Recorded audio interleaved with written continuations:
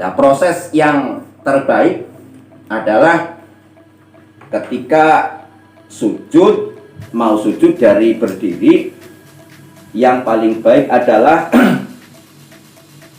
yang pertama kali diletakkan adalah kedua lutut, kemudian kedua tangan, kemudian urutan berikutnya adalah dahi dan hidung itu bersamaan. Yang terbaik niki takbirnya summa jabatahu anfahu ma'an. Jadi kening dan anbun hidung itu bersamaan meletus.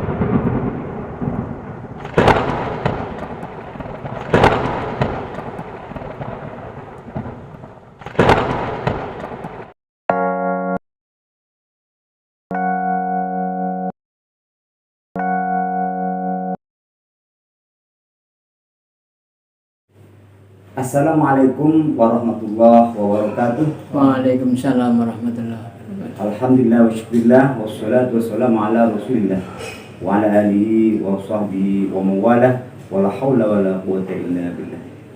Para pemirsa semuanya, berjumpa lagi dengan Forum Komunikasi Penyuluh Agama Islam Kantor Urusan Agama Kecamatan Sidarja, Kementerian Agama Kabupaten Cilacap, dalam acara kajian kitab Fathul Muin yang akan disampaikan oleh salah satu penyuluh yang ada di kantor urusan agama Kecamatan Sidarja. Mari kita langsung saja temui beliau.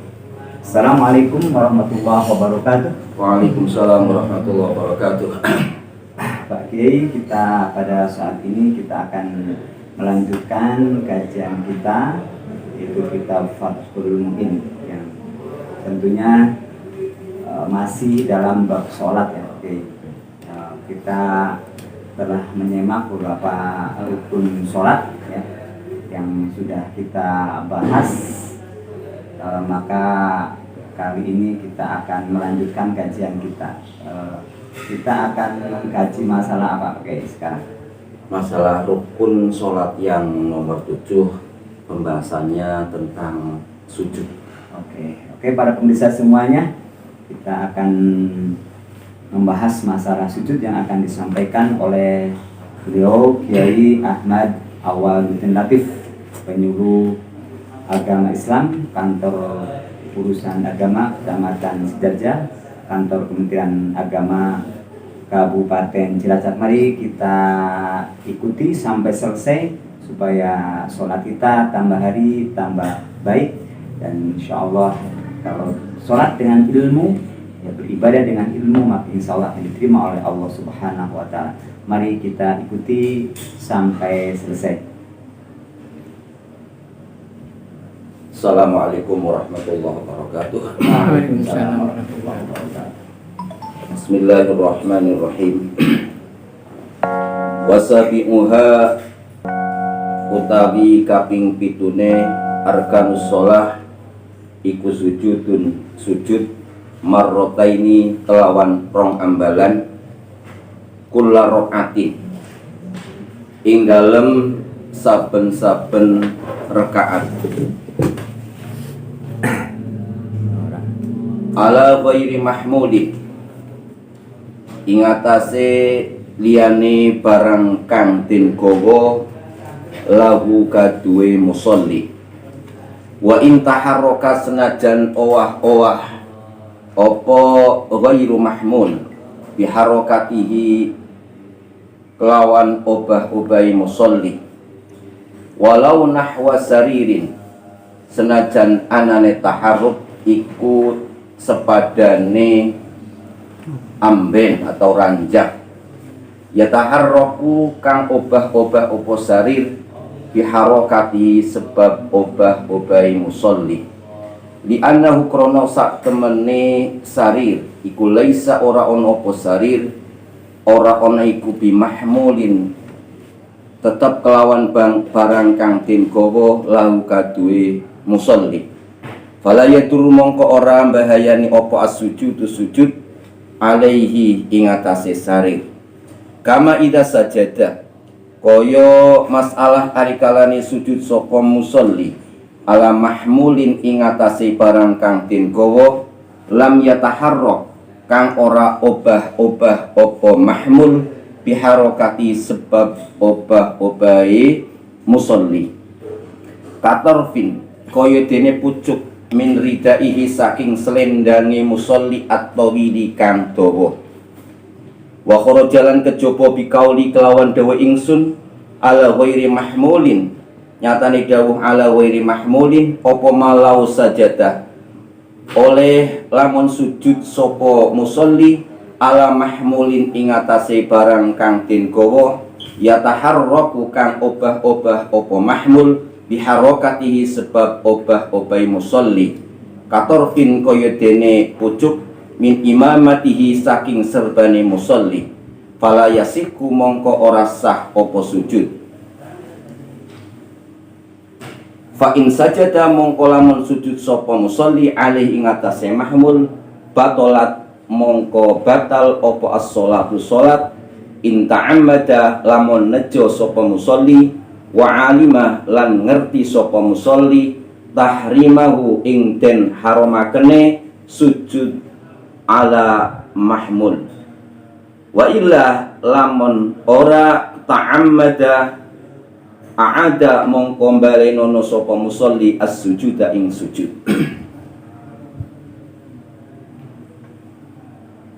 Bahasan kita kali ini tentang rukun sholat yang ketujuh, yaitu tentang masalah sujud.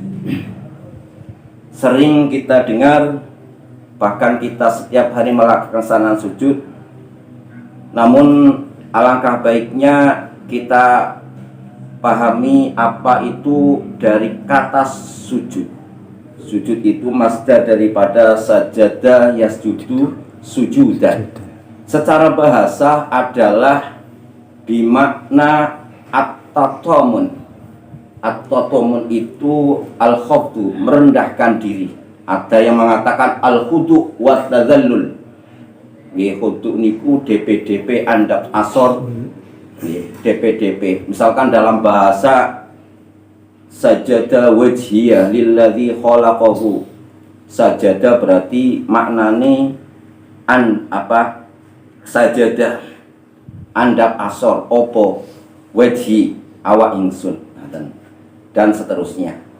Secara istilah pengertian secara syarak sujud itu seperti yang didefinisikan oleh Syekh Abu Bakar Sato, yaitu mubasyaratu ba'di jabhatil musalli ma yusalla alaihi min ardin aw ghairiha.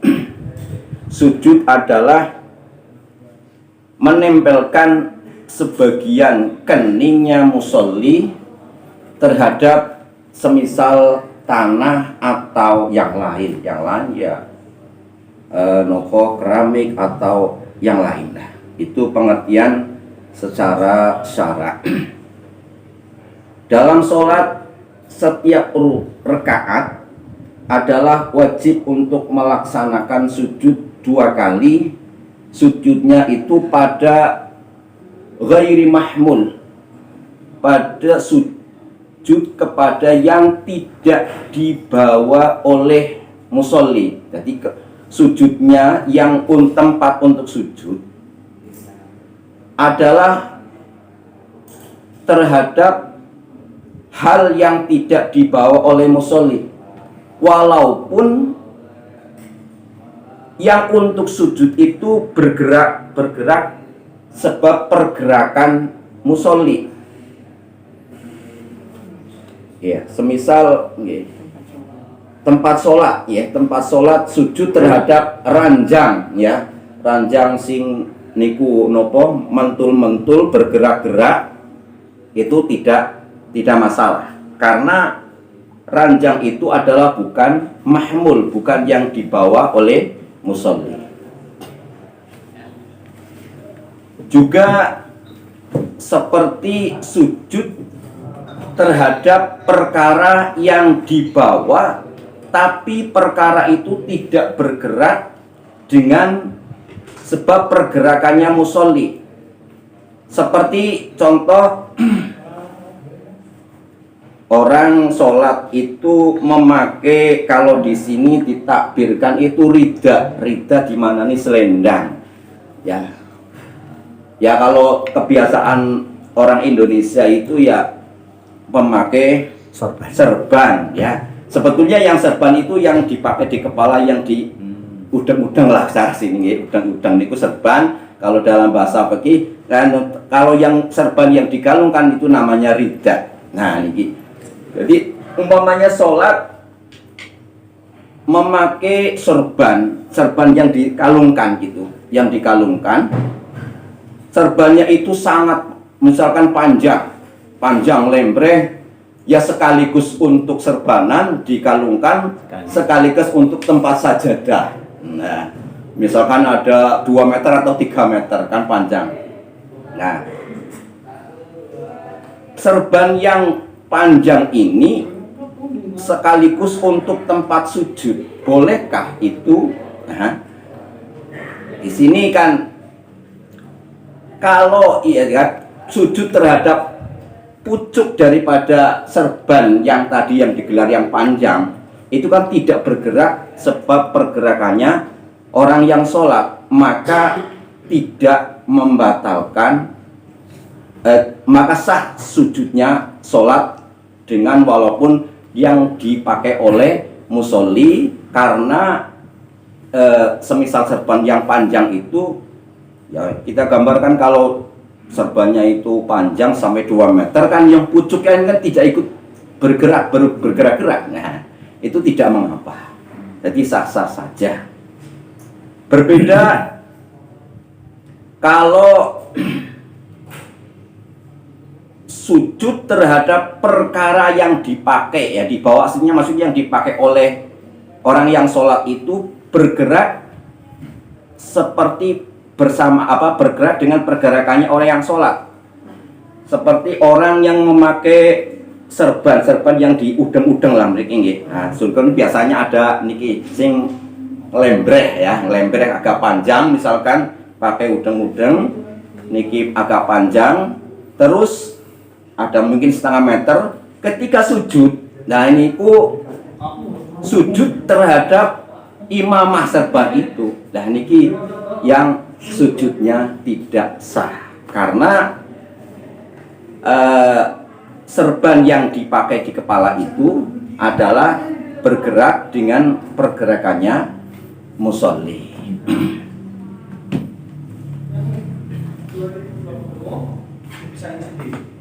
Wa yasiku ala yadi ghairin wa ala nahwi min dilin biyatihi li'annahu fi hukmil munfasil. Nah, permasalahan kalau orang itu sah sujud pada tangannya orang lain, misalkan ada orang iseng ya, orang iseng itu sedang sujud kok tangannya pas di tempat kening ya, ledreng gitu loh, ada orang iseng atau bagaimana, pokoknya ada orang iseng tangannya menempel kepada tangannya orang lain, itu tetap sah sholatnya, tetap sah sujudnya. Dan juga umpamanya orang itu membawa sapu tangan. Nah, sapu tangan, sholatnya memegang sapu tangan. Nah, kemudian ketika sujud, sapu tangan selalu dipegang oleh musolli, orang yang sholat. Ketika sujud nih, keningnya menempel pada sapu tangan. Sahkah sujudnya? Nah, ini ditakbir di tafsir di Fathul Mu'in itu wa yasihu ala yadi ghairihi wa ala nahwi min dilbiyatihi li'annahu fi hukmil munfasil. Jadi tetap sah sujudnya, otomatis sah sholatnya pada ketika sujud pada sapu tangan yang dipegang oleh tangannya. Bahkan disarannya walaupun sapu tangan itu diikatkan di tangan. Gitu nggih. Karena nopo alasannya annau fi hukmil munfasil, karena itu dihukumi perkara yang munfasil, tidak mahmud.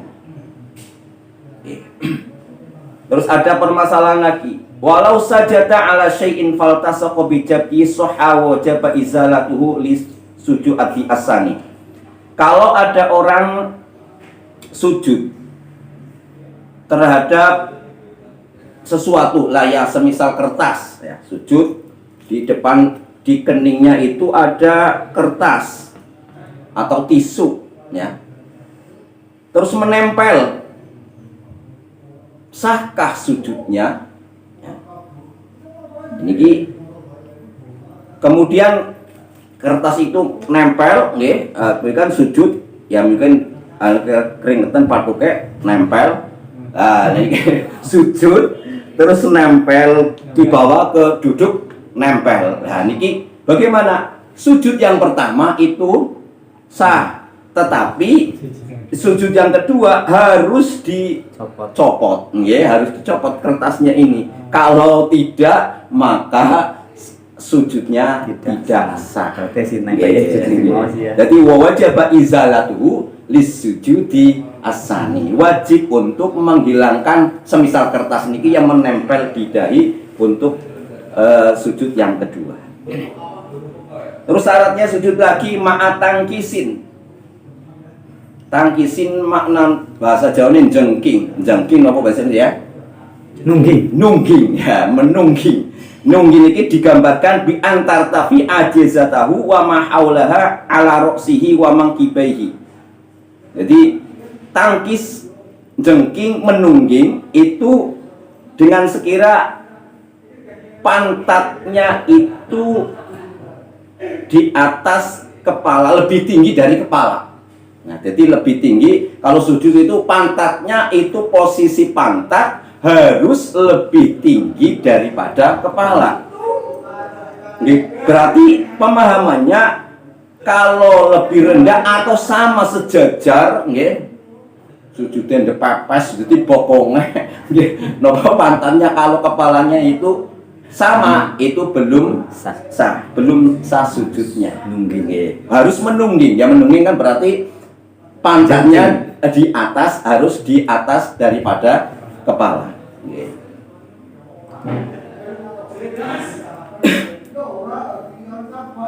Kemudian terus lagi syaratnya adalah biwad'i ba'ti jabhatihi, meletakkan sebagian keningnya. Berarti niki kata-kata ba'dun kan sebagian berarti tidak keseluruhan. Berarti pemahamannya umpamanya ada penghalang di kening separuh, apalagi semisal rambutnya orang laki-laki, harus laki-laki, nek perempuan yang maklum jelas batal sholatnya karena sudah keluar rambutnya itu ke kening, itu berarti kalau perempuan batal sholatnya karena auratnya terbuka. Nah, kalau laki-laki yang penting rambutnya itu tidak menutupi semua kening, boleh ya, berapalah itu ada ya, seperti ada sebagian kening yang untuk menempel kepada semisal tanah atau sajadah atau bagaimana. Jadi tidak harus, takbirnya kan biwad'i ba'ti jabhati, sebagian keningnya, sebenarnya keningnya orang yang sholat. Jadi pemahamannya sekali lagi tidak harus full keseluruhan. Jadi kan kadang-kadang ya ada lah yang di desa rambutnya itu kelihatan ya, rambutnya kelihatan lewer nopo niki ke kening itu enggak sesujudnya. Nah, ya sah-sah saja, simpang ini tidak menutupi keseluruhan kening ya. Kalau tertutup semuanya itu dengan catatan ya benar kalau tidak sah rambutnya menutupi kening kalau seorang perempuan. Ya kalau laki-laki ya boleh. Seperti boleh semening tidak menutupi keseluruhan kening. Kalau perempuan boleh? Kalau perempuan ya otomatis lah itu kan sudah membuka aurat, berarti jelas batal sholatnya. Walaupun hanya rambut satu berarti perempuan kalau kelihatan saja, kelihatan rambutnya itu sudah batal sholatnya. Kan? Nah, karena rambut itu termasuk auratnya perempuan di dalam sholat. Kemudian ini fa in kana alaiha ilun ka asobatin lam yasiha. Kalau misalkan ada orang kecelakaan lah, ya, nikinya diblebet, ya, diblebet tahun apa lagi? Diperban keseluruhan keningnya itu diperban, itu bagaimana? Nah ini, jadi kalau diperban itu tidak sah kalau tidak ada udzur, ya. Tapi kalau illa ayyakuna li jirohatin wa syaqqa al izalatu masyaqqatan sadidatan fayasiku. Jadi kalau tidak ada apa-apa kok diperban, ya tidak terkena luka kok diperban, ya jelas itu tidak sah. Tetapi kalau adanya jiroha karena terluka, ya, terus masyaqat untuk mencopotnya, ya niku boleh dan sah untuk tetap sujud dengan perban tersebut. Nah itu fikih kan tidak sulit lah. Jadi hukum itu tergantung bagaimana kondisinya, tidak saklek nyong. Aslinya hukumnya kan harus terbuka. Tapi kalau ada udzur yang sedemikian berarti diperbolehkan dan tetap sah sujud. Kemudian syaratnya lagi ma'a tahammulin. Tahammulin niku kalau di bahasa Jawa kan metelaken napa nggih kepenake bahasa Indonesia menekan nggih, menekan, ada tekanan. Kalau dengan sekira digambarkan kalau ada misalkan kapuk nih itu ambles lah kapuknya. Jadi ada tekanan, orang kur hanya menempel tapi tidak mengenai misalkan tanah atau sujud. Jadi ada tekanan daripada tahamul itu namanya.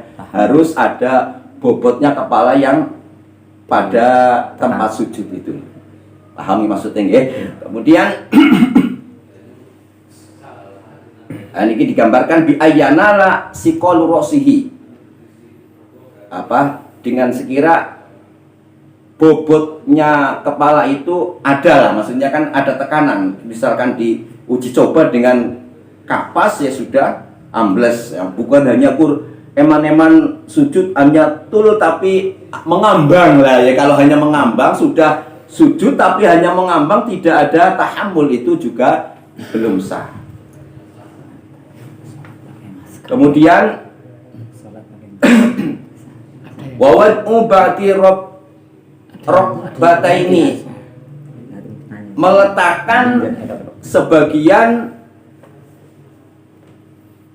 dua lutut dan nopo batni kaffaihi minar rohati wa butunil asobi, meletakkan ba'di rukbataihi, sebagian, lagi takdirat ada ba'di, sebagian lutut. Yang lutut niku kan lebar, jadi orang itu tidak harus menempel semuanya ya, sebagian lutut ada yang menempel, separuh ya boleh menempel. Kan lutut itu kan lebar, kalau tidak ada batu mungkin repot nanti lutut berarti keseluruhan lutut. Nah, tapi tidak ba'di nopo kafai. Terus meletakkan lagi batni kaffaihi minar rohati, telapak tangan bagian dalam. Jadi meletakkan telapak tangan batin kan iki. Nah, berarti sebagian. Jadi wabak di batni kaffaihi, meletakkan tangan bagian dalam. Tidak di rumah kayak niki, harus begini lah ya. Wabat mubakti rokbataihi wabak di batni kaffaihi minar rohati wa butunil asobi. Jadi harus menempel, ini harus menempel telapak tangan sebagian telapak tangan dan ujung-ujung jari. Berarti nek digit pripun? Tidak harus ada batni. Nggih, nggih. Tidak boleh kayak gini kan? Nggih, tidak boleh.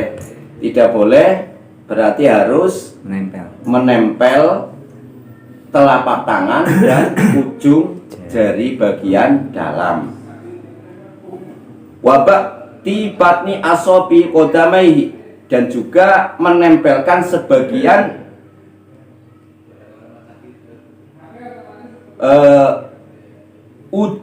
jari-jari delamakan. Apa delamakan? Sini delamakan. Nggih, bahasa Indonesia apa delamakan? Jinjit yang itu jinjit. Nggih.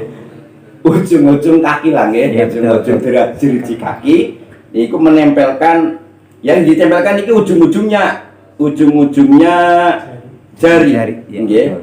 Bukan telapak kakinya. Si penting mancal ujung-ujung jari. Nggih.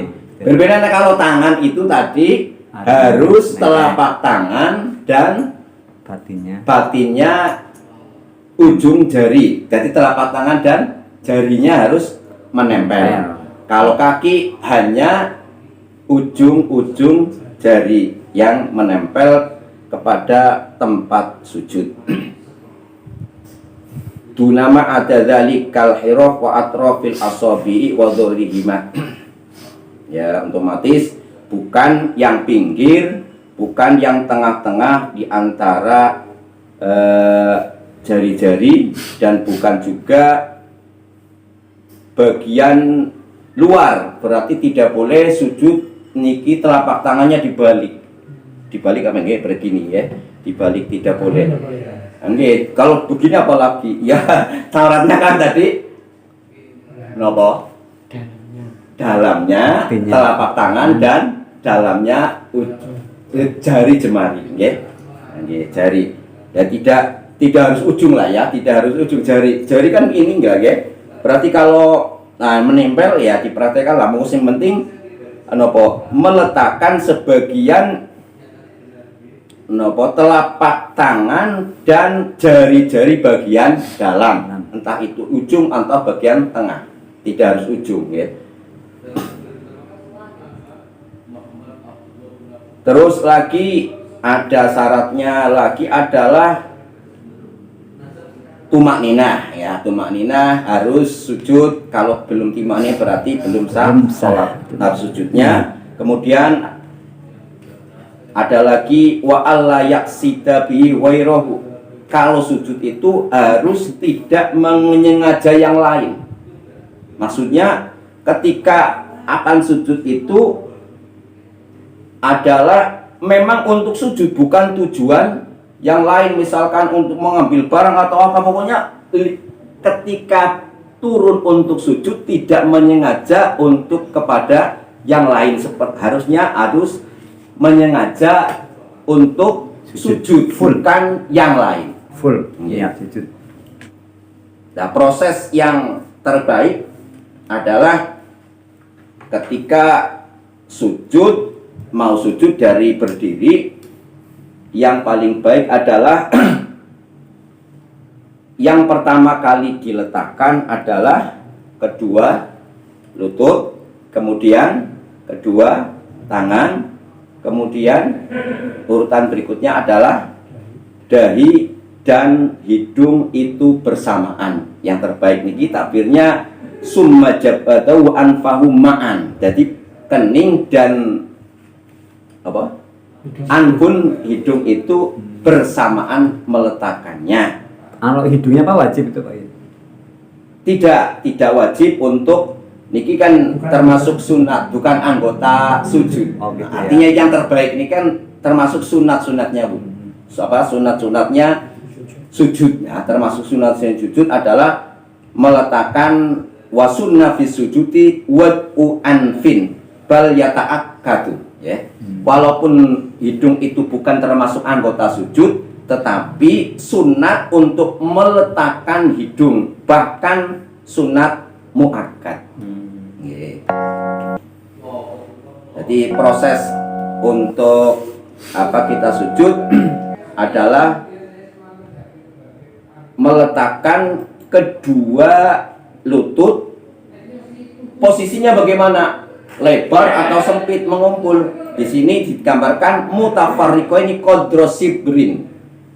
Jadi berpisah lututnya itu, kedua kakinya itu kira-kira 1 kilan. Tapi tidak menempel banget, tidak terlalu menggang, ya. Jadi kira-kira posisi kaki itu lebarnya itu qadra sibrin, 1 kilan. Orang metantang. Ora metantang, ora mepet. Nggih.